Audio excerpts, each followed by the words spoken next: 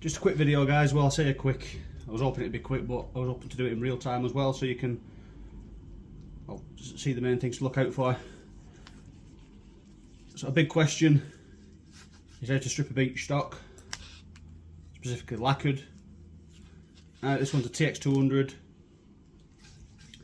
the factory finish, no major damage as such, so straight up refinish. The main point of the video is a lot of people ask how, what to use, and I do see, along with some good advice, a lot of bad advice. So again, apologies for the quality of the video. It's just a quick amateur video, and just to explain how amateur, I've literally got my Android phone taped to a stick stuck in my workbench, so apologies for that, but hopefully it'll help a few people out. I said basic things you need: a chemical stripper,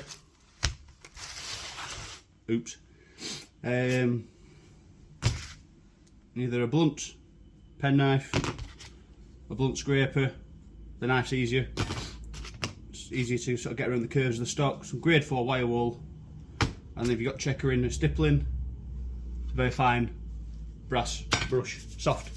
Now you see that I just put a first coat of stripper on, and you can see it's drying out almost immediately, but you can see some areas here where it's reacting, softening the finish up, starts to bubble.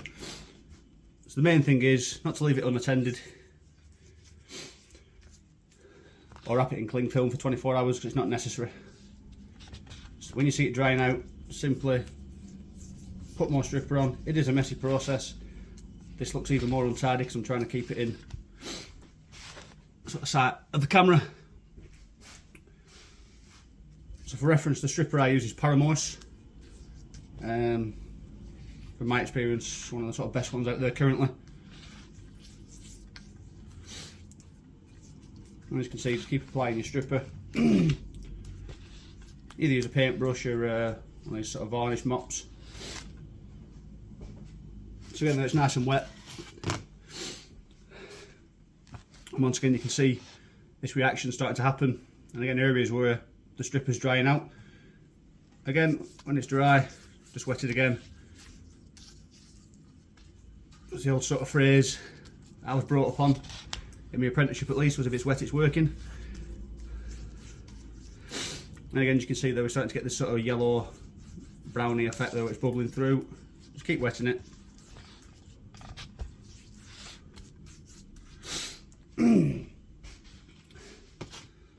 I say too soon to scrape now because there's still areas where it hasn't started reacting, but again you can see with the time that's passed, just here specifically, if when you're trying to remove the finish it's scratching, or scratchy shall I say, as in you're having to put a lot of effort in.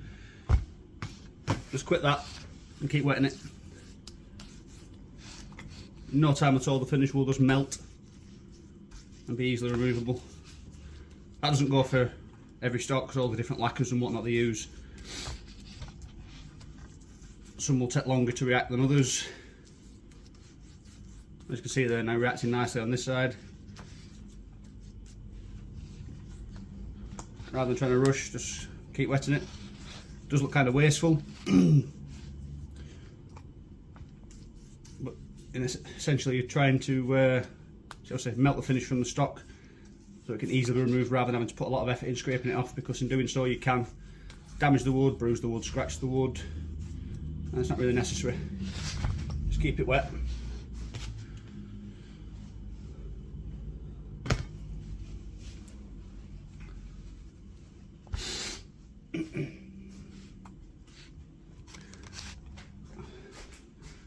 Once again, further up here you can see the reaction happening. A couple of sections that are drying out. I've said a few times already, keep wet. Just keep re-wetting it.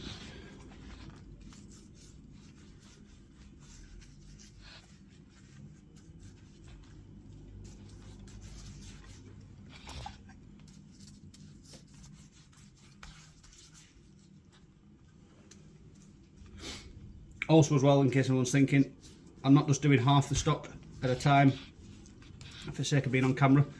It's just something that I do with every stock. I say, as you see, this stripper will dry out quite quick, which we don't want. And if you're doing half a stock, it's easy to keep it all wet during the stripping process than it is a full stock, and also it gives you something to handle. Right, again, absolutely covered in the stuff. So I would say now, as you will notice, most of that initial finish is actually already gone.